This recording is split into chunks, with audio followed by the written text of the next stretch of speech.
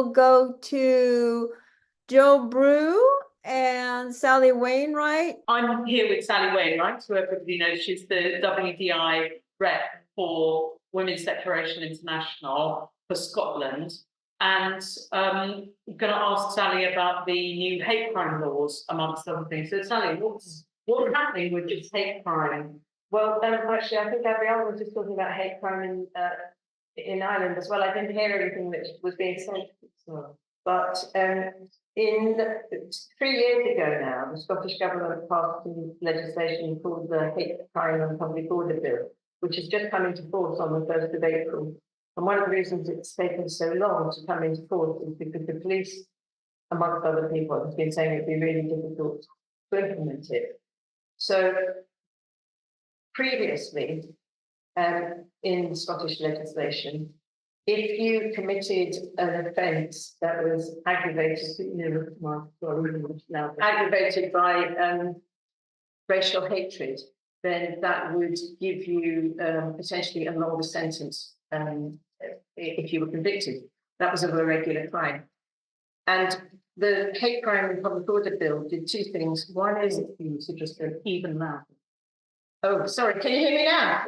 Keep going, yeah. Okay, really loud. So one of the things is that the Hate Crime and Public Order Bill added a whole load of other aggravators to the legislation, so that if you commit an ordinary crime, but it's committed because of a whole load of prejudices, including on the basis of somebody's sexual orientation or on the basis of their gender identity, then that would again lead to a longer sentence. That's a bit worrying, but for that part of the bill, you have the act, you have to have actually committed something that in itself would be criminal. What the act also does is introduce a new crime of stirring up hatred, which could mean absolutely anything to anybody. So, I mean, clearly, if I go out and say, aren't these people horrible, you should go and shoot them, that would be stirring up hatred. But where the line is drawn before you get to that point is completely unclear to everybody, including, I think, the police. And that's the thing that's caused the greatest amount of concern. Sorry, we're in a very public space because there isn't anywhere really private, so apologies for the background noise. So that's caused the biggest concern, and it was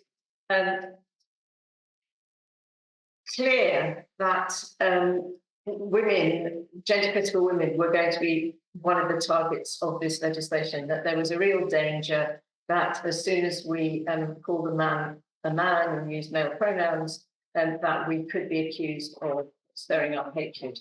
This new offence is stirring up hatred. So on the 1st of April, I have to say, J.K. Rowling came riding to the rescue. Some of you will have seen this. She did the most extraordinary series of tweets in which she named a whole load of men who pretend to be lesbians and who are also convicted sexual offenders. And she called every single one of them a man and described what he'd done. And then said to the police, if this is stirring up hatred, come and get me, arrest me. And so within 48 hours, they had to say, no, we're not going to arrest her. What she said isn't a hate crime. So Justin herself, in that one series of tweets, she basically had the police admit that we could gender somebody correctly or sex somebody correctly without being accused of hate crime, which is, I think, a big relief to a lot of women. But there's still a lot of leeway, and nobody really knows what the situation is going to be like. And is it true that J.K. Rowling has said that if a woman is accused of a hate crime or that the police are investigating her, J.K. will say the same thing? Well, what she said is, if a woman is arrested for calling a man, I will repeat her words and they can arrest both of us. Yeah. Because obviously, if I was arrested for something really extreme, she's not going to repeat. Oh, I see. So what she said is, you know, if you call a man, I'll repeat the words, you can sue us, but you can charge us both at the same time. I mean, it is ridiculous that women in Scotland's sort of basic human rights are reliant on somebody with her sort of influence, if you like, and the ability to stand up to things. But the police did various other things at the same time. So one of the things they did was they ran a big campaign called Hate Hurts.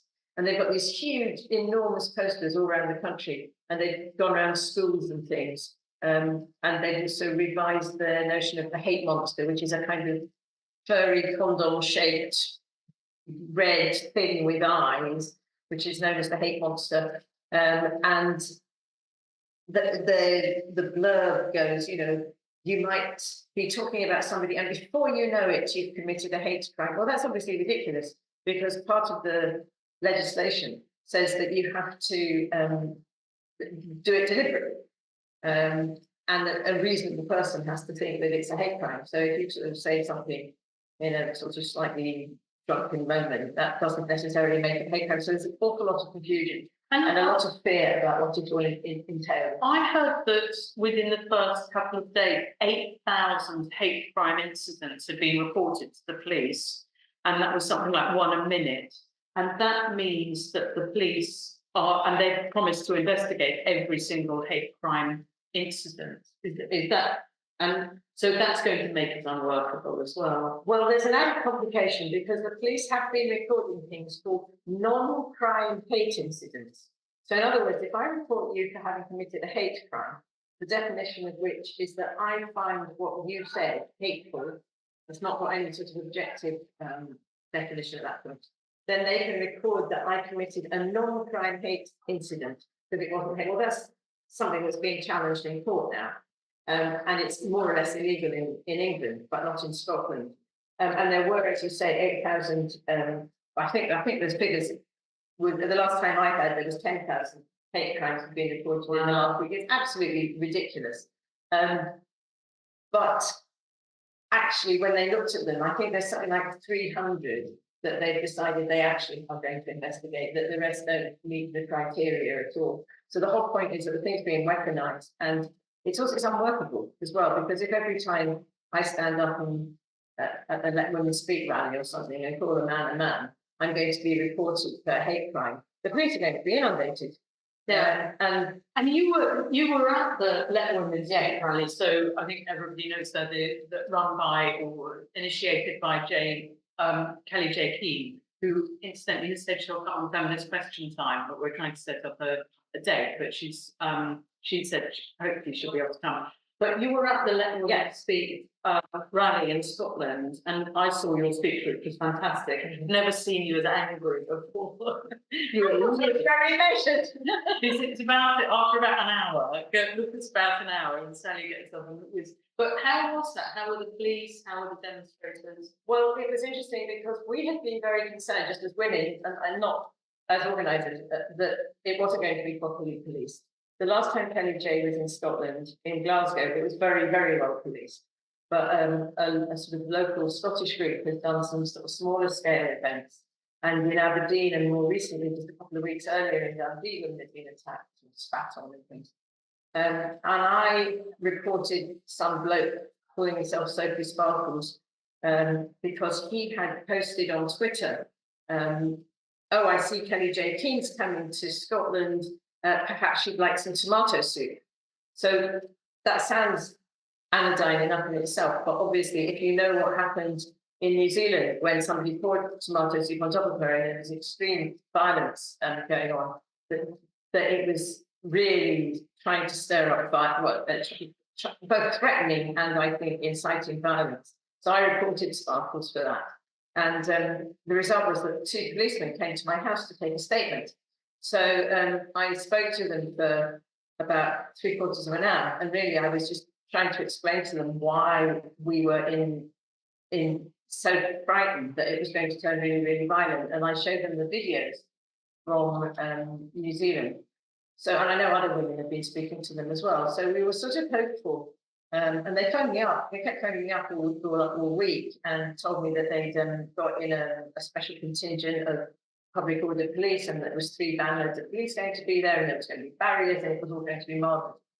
But actually, on the day, the trans activists were allowed to take over the space that had been designated for Kelly J. Keane's rally, and we were crowded. The women were crowded into a smaller space, and you know, we described it as being kettled in because there was barriers all the way around it, which was supposed to keep us secure. But there wasn't a double barrier as there should have been. So that although even when women were inside the barriers, the trans activists could walk around the outside and be sort of like that close to the women with just a little metal fence between us, waving trans flags and anarchist flags. And people were quite frightened. I think a lot of people were quite frightened. And the police just didn't seem to do anything about it. But when the trans activists or protesters, the cabaret for hate, as I like to call them, who were performing and making an awful lot of noise. And when they objected to, well, Mr. Menno and another woman photographer went up close towards where they were speaking and tried to take photographs, and Menno was trying to have a bit of a conversation with them. And they sort of screamed for the police to remove these people, and the police laid hands on both of them and pushed them out of the way. And they didn't do anything remotely equivalent for the men who were upsetting the women. So I think there's been a lot of complaints about very biased policing, which there hasn't been a response to yet. Yeah, I think a lot of us put them in. And the other thing that a lot of us objected to was that there was two, I think it was a man and a young woman who were holding banners, one of which said, "Dykes love trans tits," and the other one said, "Dykes love girl dick," which, as a dyke myself, I can assure you is not true. And the police took no action against that. And again, a lot of people have reported them, including myself, for either for hate speech or again for promoting rape culture, because really that's what that's all about. I haven't had a reply to my complaint yet, but I have seen a response that somebody else got, which was along the lines of, "Oh, the police were aware of this at the time, and it's not lesbophobic." So considering the hundreds of thousands of pounds that they've spent on being trained by Stonewall, they really ought to recognise lesbophobia when it's staring them in the face. So I think that's something we're going to have to take up. and what about Scotland in the election coming up? Do you think that has there been a change in public opinion now after this ridiculous hate crime? Well, something like 3/4 of the population thinks that the hate crime legislation should be abolished, because it's a farce. And also there has been an arrest. There was an older woman who was arrested. She was being harassed for years by her neighbour downstairs, or next door neighbour or something.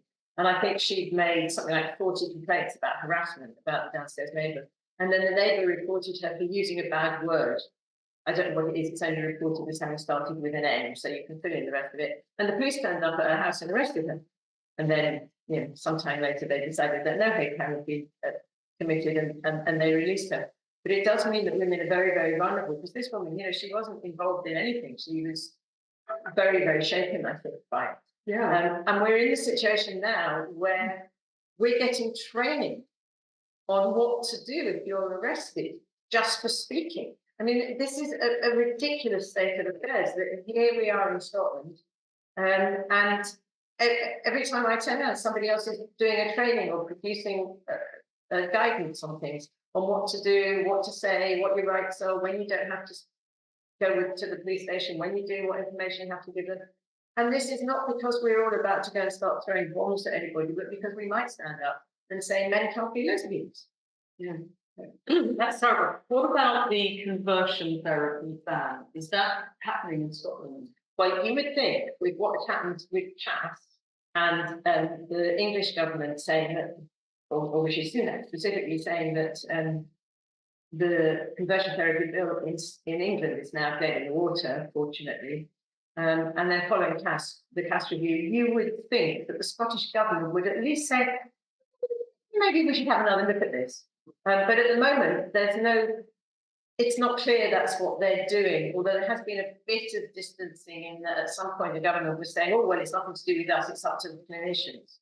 And I know Joanna Cherry and Robin Harper, who was the first leader of the Greens when the Greens were a party worth voting for back in the day, they've written jointly to the chief medical officer, I think, or somebody like that, to ask them, because the equivalent of the Tavistock Clinic in Scotland is called the Sandyford.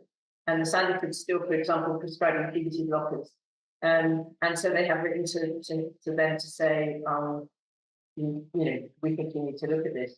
Again, as far as I know, there hasn't been a reply yet. But it is really worrying that the Scottish government tends to say, hear a bell, oh, that's English law. The caste review, oh, that's England. As if somehow magically children, as they set foot over the border into Scotland, acquire a whole different set of characteristics and don't need to be protected, which is obviously bonkers. So I don't know what's going to happen with that. Obviously, there's a lot of pressure going to be put on them now to look at this again. Yeah, and what's happening, is there anything coming up in the next few months in Scotland? Well, the next thing that's due, I think, is the conversion therapy bill. Yeah, And I'm sure there will have to be more conversations about the hate crime bill, or the hate crime act. But so far, there's no sign of movement on it. I mean, a thing that I guess a lot of people here in the webinar will be thinking is it was quite encouraging how much ridicule was thrown at the Scottish government over this hate crime legislation and how much support that there is on our side. It does seem to be more and more people are hearing about it and prepared to stand up for it. So that's quite positive. So I think, have we got anything else to say, or should we hand back to? No, unless there's any questions. I think Yeah. that's probably everything that's worth reporting at the moment. I'll have a look and see if there's any questions, but we think didn't, we're done. I think the questions in the Q&A were answered. Oh, fine. Yeah. Yeah. And so, and I didn't see any, haven't been following the chat exactly. Yes, we think we're done then. Yeah, I mean, there was a question in the chat that said, has it been established if we say lesbians don't do dick, that that will be recorded as a non-crime hate incident? But I don't think there's been any clarity on any of these sorts of things. They have had to say that calling a man, that they weren't going to report non-crime hate incidents against J.K. Rowling for what she said. So that should mean that they're going to struggle to report them as report us for these things if we call men. But as for the rest, it's all up. It's all still to be seen what happens, I think.